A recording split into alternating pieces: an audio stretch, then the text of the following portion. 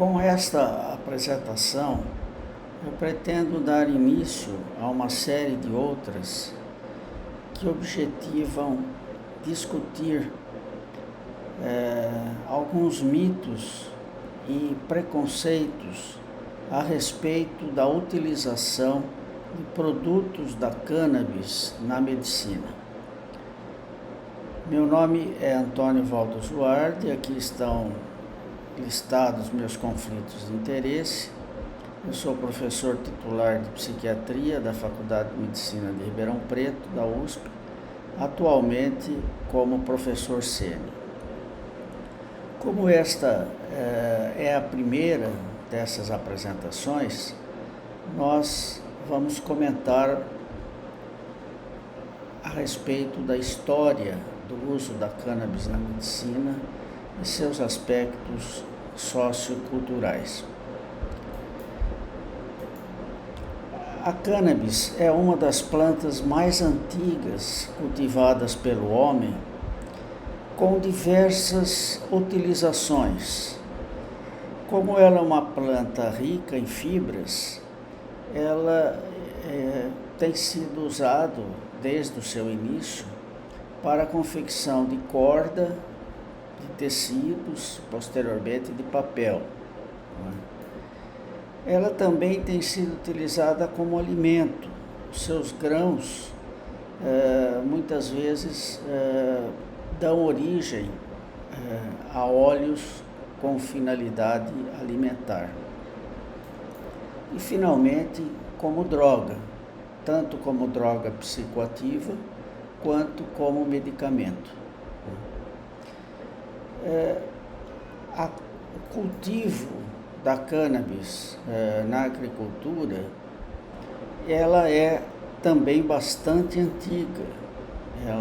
Alguns relatos associam esse uso desde 8.000 anos antes de Cristo, inicialmente na China, de onde ela se expandiu para regiões vizinhas, para a Índia, por exemplo, e da Índia para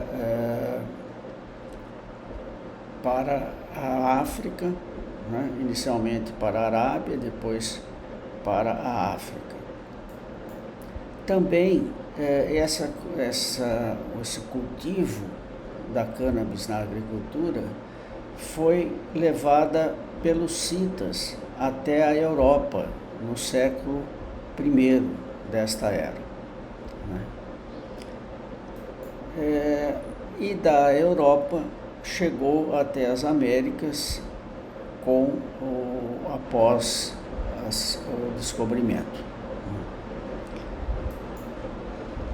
Na medicina, o primeiro uso da cannabis também ocorreu na China,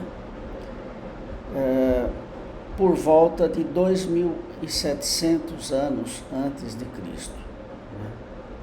Ela constava daquela que é considerada a primeira farmacopeia e que é atribuída ao imperador chinês Shen Nang, que viveu nessa época, 2.700 anos antes de Cristo, mas que era transmitida oralmente, de geração para geração, até que finalmente foi compilada através do Pente Shaoxing, isso no ano 500 depois de Cristo. Na China, a utilização médica da cannabis parece ter se restringido ao uso das sementes, que hoje nós sabemos é pobre em delta-9-THC, mas é rica em ácido gama-linoleico, o que justifica os principais usos que foram feitos da cannabis na China nessa época, né? Então as indicações foram como laxante e também na artrite reumatoide, né? Com os óleos extraídos das sementes, que, como disse, eram pobres em THC, mas ricos no ácido gama-linoleico. Mas isso não significa que na China, nessa época, eles também não conhecessem os efeitos psicoativos da planta. No próprio Peng Shaoxing existem referências a isso. Por exemplo, essa frase, né? O Mafeng, que seria a flor feminina da cannabis, se ingerida em excesso, pode produzir visão de demônios e, se ingerida por um tempo prolongado, faz a pessoa comunicar-se com espíritos. Isso mostra, portanto, que apesar do uso médico se restringir nessa época às sementes, eles conheciam também os efeitos psicoativos da planta.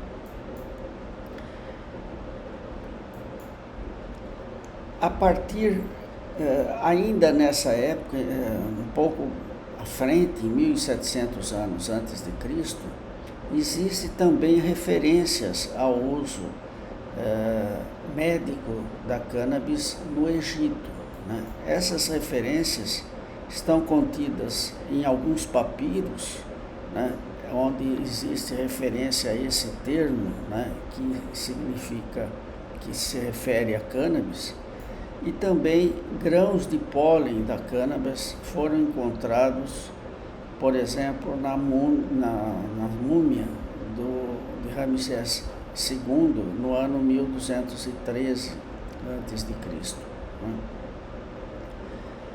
No Egito, parece que o uso médico da cannabis ocorreu associado a outras plantas, né? E especialmente para usos externos, né? Uma mistura com outras plantas para uso externo, no tratamento dos olhos, provavelmente glaucoma ou como anti-inflamatório, em supositório vaginal, na referência da época, para resfriar o útero, talvez como antiespasmódico, e como cataplasma para afecções das unhas do pé, também aí provavelmente como anti-inflamatório. Mas o uso mais intenso, maciço da cannabis como medicamento ocorreu em 1000 anos antes de Cristo, na Índia, né? Na Índia, a cannabis teve uma grande difusão como droga psicoativa e também como medicamento, provavelmente por estar associada à religião. No importante compêndio religioso Atharva Veda, a cannabis é citada entre as 5 plantas sagradas. E na Índia existem evidências de que eles conheciam também as propriedades psicoativas de partes da planta, né? Isso porque havia 3 tipos de preparação para o consumo da planta, o que sugere o conhecimento mais refinado das propriedades psicoativas da planta, né? Uma primeira preparação, que era considerado com efeito fraco, né, o bang, que era produzido com as folhas secas, que hoje nós sabemos não é a região da planta que tem a maior concentração de canabinoides. E uma outra preparação de efeitos fortes, né, que era chamado ganja, que era produzido com a flor feminina da planta, que hoje nós sabemos ela é rica em canabinoides, especialmente por conter uma série de glândulas secretoras, que ela é constituída basicamente de canabinoides, quase que exclusivamente de canabinoides. Isso mostra que eles também conheciam que essa era uma região de efeitos muito fortes, psicoativos muito fortes, porque eles uma das preparações era a resina que era obtida dessas flores, que era então a preparação que tinha o efeito máximo, por conter basicamente apenas os canabinoides. Mas na Índia o uso médico da planta também foi muito intenso e com muitas indicações, né?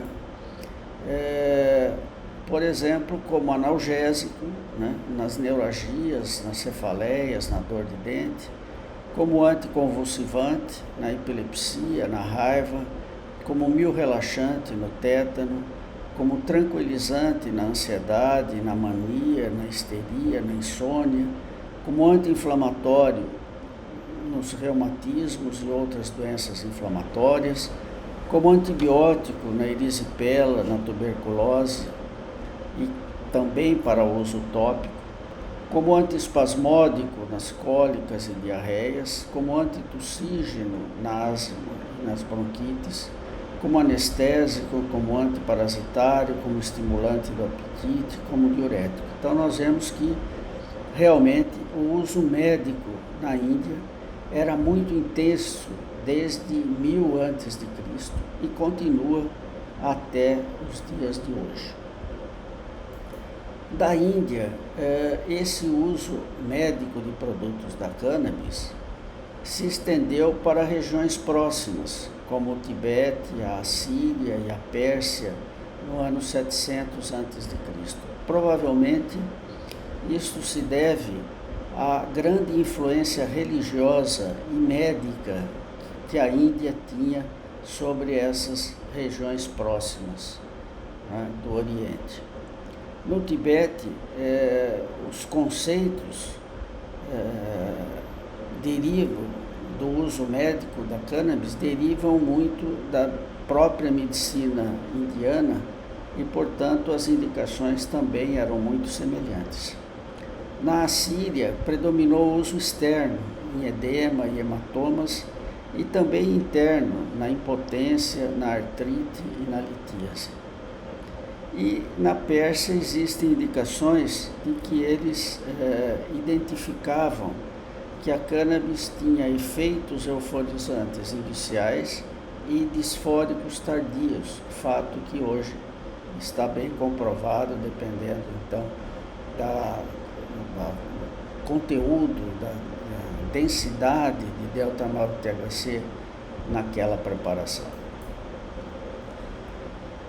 O uso da cannabis na Arábia demorou um pouco mais e chegou no século XI depois de Cristo.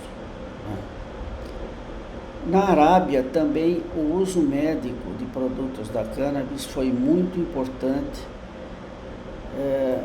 e ele constou de das farmacopeias mais importantes da época, que é atribuída ao médico Avicena, né? E que era uma farmacopeia que praticamente indicava ou controlava todo o uso farmacológico, né, na medicina. Nesse livro, nós vemos a indicação da cannabis como diurético, como digestivo, como antiflatulento e como antiepilético. Pois bem, da Arábia, o uso médico da cannabis se expandiu para a África, muito em função de mercadores árabes que tinham também alguma ligação com a Índia, e dessa forma eles acabavam levando essa cultura do uso médico da cannabis para várias regiões da África, onde ela foi utilizada para mordida de cobra, para malária, para envenenamento, para asma, para disenteria, para facilitar o parto. No Ocidente, nós podemos dizer que houve um uso precursor do uso mais intenso da cannabis como medicamento. Isso ocorreu no século XVI, né, por conta da importação, né, vamos dizer, de escravos africanos que trouxeram consigo essa cultura, né, e o uso da cannabis em vários ritos religiosos, como por exemplo o catimbó, e também como medicamento para dor de dente e cólica menstrual. Eu comento que foi um uso precursor da cannabis no Ocidente, porque na verdade ela ficou restrita apenas a essa população de escravos africanos ou de marinheiros, pessoas que participavam desse uso dessas viagens, né, de escravos africanos para a América. O uso mais efetivo, mais abundante da cannabis na medicina ocidental, ela pode ser atribuída basicamente a dois médicos importantes, né? Embora ela já tivesse sido cultivada desde o início da era cristã, apenas em meados do século XIX que ela chegou a ser introduzida como medicamento. Um desses médicos é um psiquiatra, Jacques Joseph Moreau, que via na cannabis uma maneira, uma ferramenta para o estudo da doença mental. E o médico William Sogness, um médico irlandês que atuava na Inglaterra e que foi o responsável principal pela introdução da cannabis na medicina ocidental. Como o psiquiatra Jacques Moreau, ele trabalhava no asilo de alienados de Sherrington e era uma prática comum na época o psiquiatra acompanhar alguns pacientes, seguramente os mais abastados, né, para longas viagens para regiões distantes, como uma maneira de terapêutica, né? E numa dessas viagens, o Moreau entrou em contato com o uso da cannabis na Arábia. E de volta para Paris, ele organizou com vários intelectuais importantes da época, né, reuniões sistemáticas no hotel que passou a ser conhecida como o Clube dos Haxixinos. Nessas reuniões, esses intelectuais faziam uso da cannabis, né, e o Moreau anotava sistematicamente os seus efeitos, as suas reações, e isto resultou num livro, né, publicado em 1845, onde nós encontramos as descrições de efeitos agudos da cannabis mais detalhadas que nós temos até hoje. E é nesse livro que ele explicita o seu interesse pela cannabis, dizendo que essa frase, né, eu vi no haxixe, ou mais especificamente, nos seus efeitos sobre as faculdades mentais, um método poderoso e único de investigar a gênese da doença mental. O outro médico responsável pela introdução da cannabis na medicina ocidental, o Dr. William Solness, né, fez também uma viagem, só que à Índia, e na Índia ele teve contato com o uso médico da cannabis. Voltando a Londres, ele realizou uma série de experimentos, inicialmente em animais, depois em pacientes, chegando a comprovar alguns efeitos da cannabis em alguns quadros de doenças.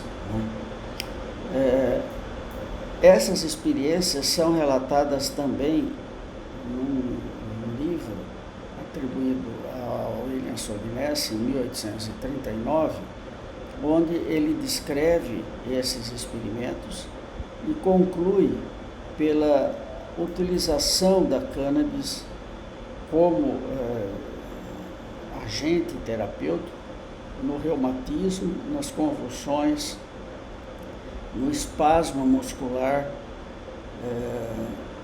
do tétano e da raiva, que eram patologias prevalentes, ainda prevalentes nessa época.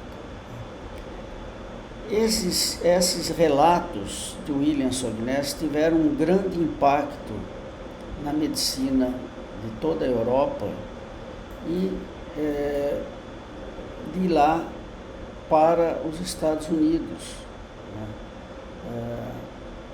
no final do século XIX, início do século XX,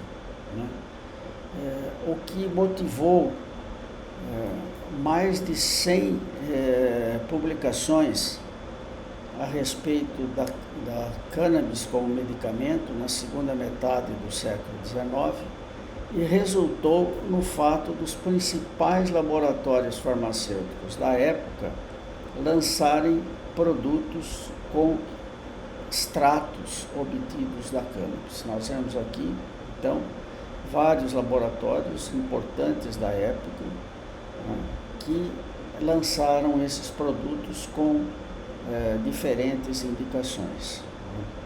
Essas indicações da cannabis como medicamento acabaram sendo incorporados por vários testes médicos importantes da época no início do século XX, como essa importante enciclopédia médica que relata, então, na época, início do século XX, as indicações da cannabis praticamente em 3 grandes grupos, como sedativo e hipnótico, na insônia, na melancolia, na mania, no delirium tremens, na coreia, no tétano e na raiva, como analgésico nas cefaleias, enxaquecas, tensão ocular, neuralgias, úlceras gástricas, reumatismo, dismenorreia e outros usos, como, por exemplo, a anorexia, a dispepsia, a diarreia e a vertigem. Esse uso médico, então, amplo da cannabis em vários produtos no início do século XX, teve, no entanto, um uso restrito, um uso curto, e começou a declinar no final da primeira metade do século XX, por vários motivos.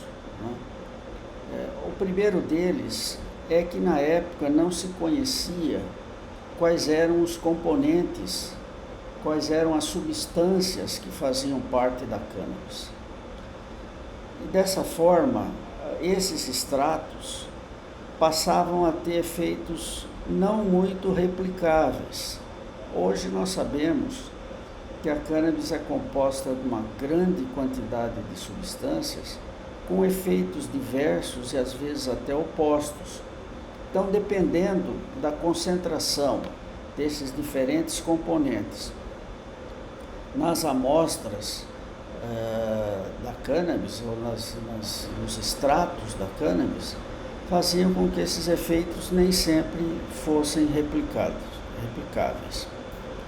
Além disso, nessa época surgiram medicamentos que eram bastante efetivos para as principais indicações médicas da cannabis na época.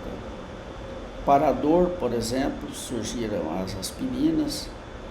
No tétano e na raiva surgiram as vacinas que diminuíram muito a prevalência dessas patologias, e nas insônias com o aparecimento, a descoberta dos barbitúricos. E finalmente começaram a surgir restrições legais para o uso da cannabis. Tem esta lei aqui de 1937 nos Estados Unidos que taxava pesadamente a prescrição de cannabis pelos médicos. Foi uma maneira que eles encontraram de ter uma legislação nacional, que limitasse o uso da cannabis, porque, como nós sabemos, nos Estados Unidos as leis são mais estaduais. Então, uma maneira de disseminar isso para todo o país foi de criar um imposto, uma taxa que dificultava, então, a prescrição da cannabis. E, finalmente, em 1941, a cannabis deixou de figurar na farmacopeia americana e, posteriormente, de vários outros países. Assim, essa primeira experiência de uso médico da cannabis no Ocidente teve uma vida relativamente curta. Mas ela começou a ser redescoberta, na segunda metade do século XX, por aspectos sociais e farmacológicos. O movimento hippie e a contracultura dos anos 60, 1960, chamaram a atenção da sociedade para o uso recreativo da cannabis, especialmente nas faixas mais jovens.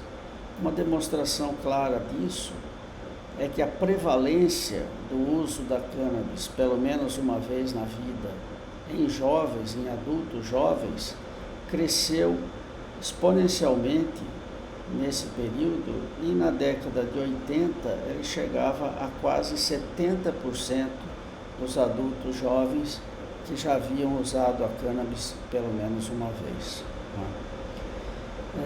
Isso aumentou então o interesse social pela planta, fez renascer esse interesse e a partir de 1963 foram identificadas as estruturas químicas dos principais componentes da cannabis. O que nós devemos, em grande parte, a esse bioquímico israelense, professor Rafael Mechula, que em 1963 identificou a estrutura química do canabidiol, que foi o primeiro deles a ter sua estrutura completamente esclarecida, e no ano seguinte, em 1964, do delta-9-THC, que nós sabemos hoje é o principal componente ativo da planta.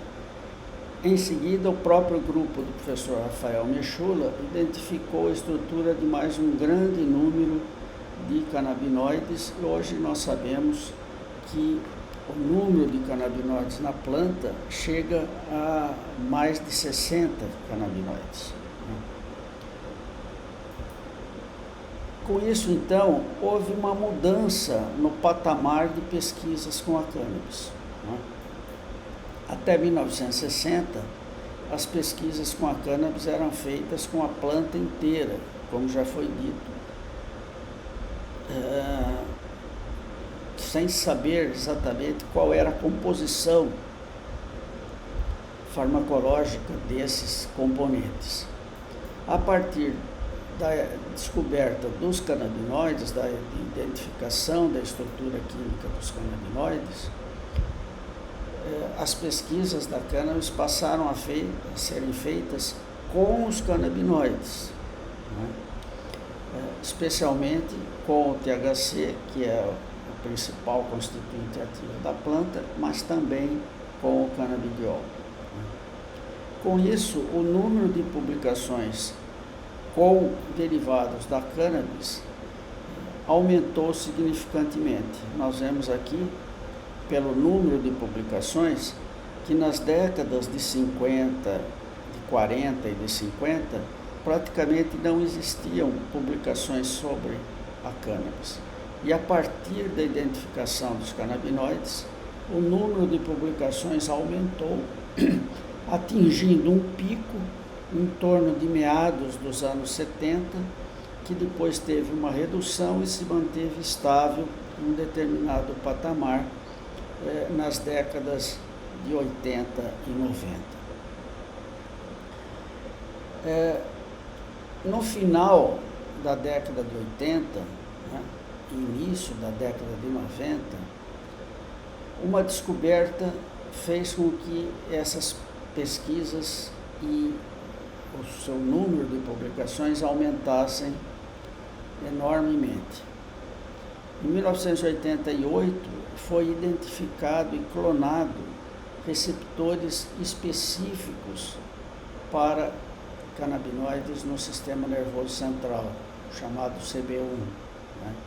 E, como era de se esperar, poucos anos depois, em 1990, foram descobertos os canabinoides endógenos, ou seja, substâncias endógenas que se ligam a esses receptores, como era de se esperar, porque não iria existir receptores para substâncias que não fossem produzidas pelo próprio organismo. Com isso, então, com a descoberta de que existiam no nosso organismo receptores para canabinoides, né? O CB1, né? Que tem a sua maior concentração em áreas do encéfalo, e o CB2, que tem concentração maior no sistema nervoso periférico e também nas células imunes. A presença de receptores, a presença de canabinoides endógenos, como anandamida e 2-araquinodilglicerol, e a presença de enzimas responsáveis pela síntese desses canabinoides endógenos e pela hidrólise desses canabinoides endógenos, fez pensar, então, na existência de um verdadeiro sistema endocannabinoide em nosso organismo, né? Que hoje nós sabemos que é um dos sistemas com maior número de receptores no sistema nervoso central. Essas descobertas, então, acrescidas do fato de que esse sistema endocannabinoide ocupa áreas cerebrais que são muito importantes para várias funções. Por exemplo, eles têm uma grande concentração no córtex, que nós sabemos está relacionado aí à cognição, né? No hipotálamo, né? Relacionado com o apetite e com hormônios, nos gânglios da base no cerebelo, responsáveis pelos movimentos, no hipocampo, responsável pela memória, amígdala pelas emoções, no tronco cerebral pela dor e pelo vômito. Como vemos, são então áreas bastante importantes, e se existe uma grande concentração de receptores canabinoides nessas áreas, é lícito pensar-se que eles estão envolvidos nas funções dessas áreas e talvez também nas disfunções dessas áreas, o que motiva, então, a pesquisa pelas implicações médicas desses canabinoides em diferentes patologias. Com isso, então, o número de publicações da cannabis, que estava estável nas décadas de 70 e 80, com a descoberta dos sistemas endocannabinoides, tiveram um aumento exponencial, como vemos aqui, que persiste, então, até os dias de hoje. E, como consequência, aumentou também os estudos sobre o potencial efeito terapêutico dos canabinoides. No entanto, nós sabemos que para que uma substância se transforme numa medicação, seja reconhecido pelas agências controladoras como medicamento, essa substância tem que passar por uma série de etapas, né? Inicialmente uma fase pré-clínica com estudos in vitro em animais de laboratório que fornecem uma fundamentação para um possível efeito terapêutico. As que passam por essa fase, né, tem também então a fase clínica 1, que são os estudos dessas substâncias em voluntários saudáveis, num grupo pequeno, para se testar a segurança dessa substância, a sua tolerabilidade e a sua farmacocinética. Ultrapassada essa fase, nós vamos para a fase clínica 2, que é então o teste dessas substâncias já em pacientes, mas num grupo limitado, para avaliar-se a eficácia, a dose e a segurança dessas substâncias. Finalmente, uma fase clínica 3, em que esses estudos com pacientes são ampliados para um número grande de pacientes, com o objetivo de comprovar-se a eficácia, a segurança em estudos controlados, randômicos, duplos cegos, etc. E a última fase envolve, então, estudos multicêntricos que, comprovando a eficácia dessa substância para determinadas indicações, eles são aprovados pelas agências reguladoras como medicamento. Bom, quais dos canabinoides passaram por todas essas fases e chegaram a medicamentos? Os primeiros estudos foram feitos com o THC. Inicialmente nós tivemos 2 produtos com o THC que chegaram ao mercado, né? O primeiro, o Nabilone, que é um análogo sintético do THC, né? Que foi então liberado em 1981 para náusea e vômitos na quimioterapia. E o outro, que é o Dronabinol, que esse sim é um THC sintético, que em 1985 também foram liberados pelas agências controladoras para as mesmas indicações, náusea e vômitos na quimioterapia. Alguns anos depois, o Dronabinol foi liberado também para anorexia, para AIDS e câncer.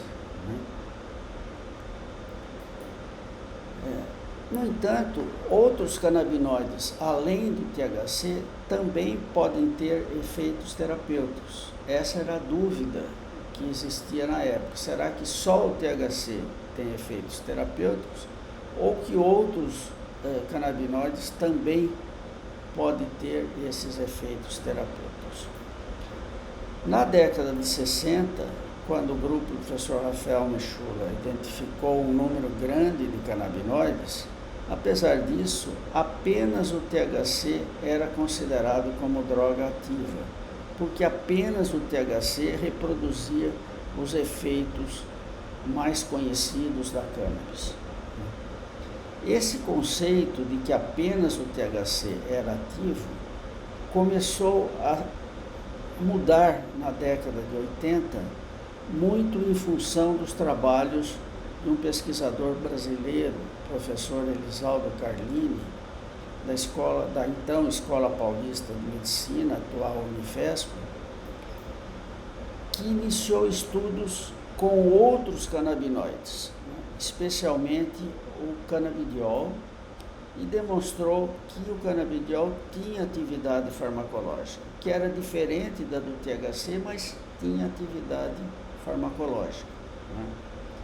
Em 1980, o grupo do professor Carlini publica o primeiro ensaio clínico duplo cego do canabidiol em pacientes adultos com epilepsia, demonstrando então a atividade antiepilética do canabidiol, que só viria a ser reconhecida amplamente mais de 30 anos depois, 30 anos em que esses estudos ficaram meio que desconhecidos e agora passaram a ser considerados objetos de grandes estudos multicêntricos, comprovando então a atividade antiepilética do canabidiol.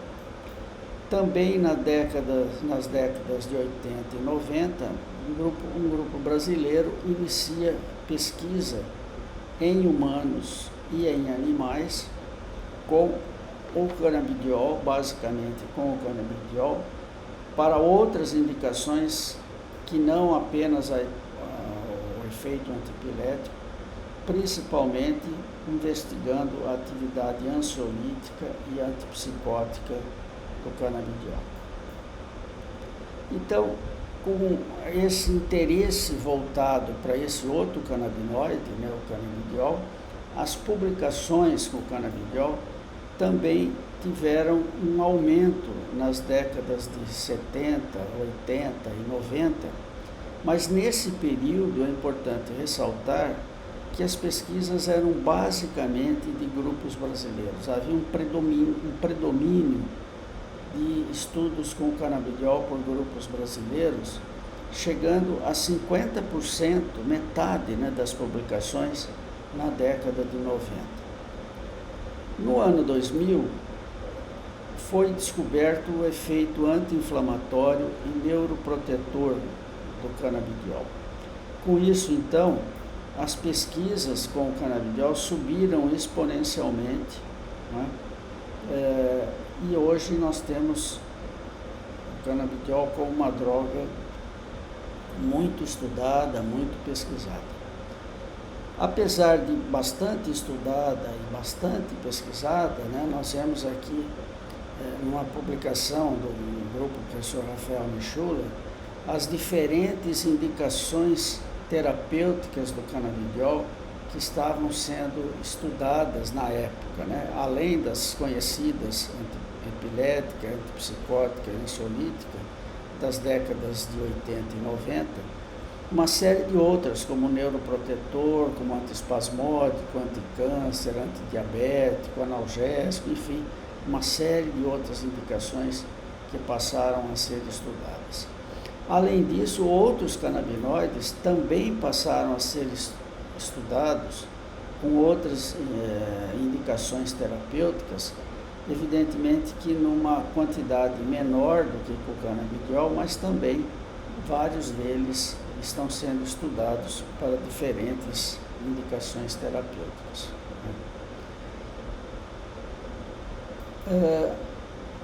No entanto, os produtos farmacêuticos contendo canabidiol, que passaram então por todas aquelas etapas, né, são basicamente dois produtos, né?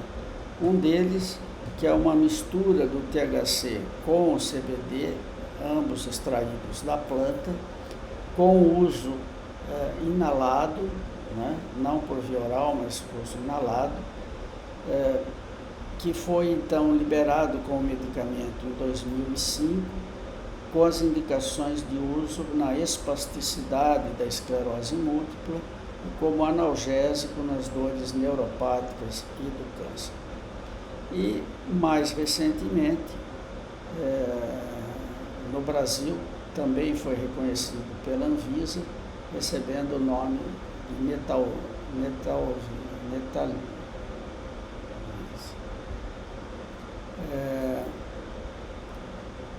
E mais recentemente ainda, o canabidiol puro passou a ser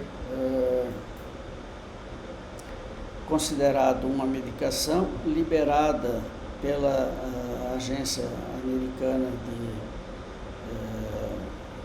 Controle de Medicamentos e posteriormente por uma série de outros, a partir de 2018, indicado para a epilepsia, especificamente para duas síndromes, para três síndromes, a síndrome de Dravet, a síndrome de Lennox-Gastaut e a esclerose tuberosa.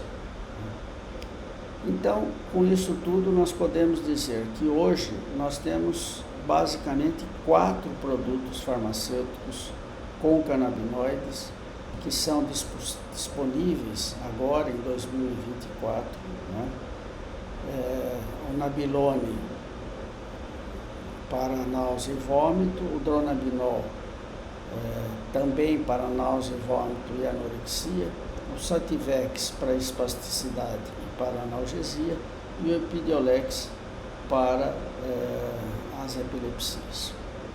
Esse então é o quadro que nós chegamos no momento com os estudos do cannabis, produtos derivados da cannabis para seu uso médico como medicamento. Muito obrigado.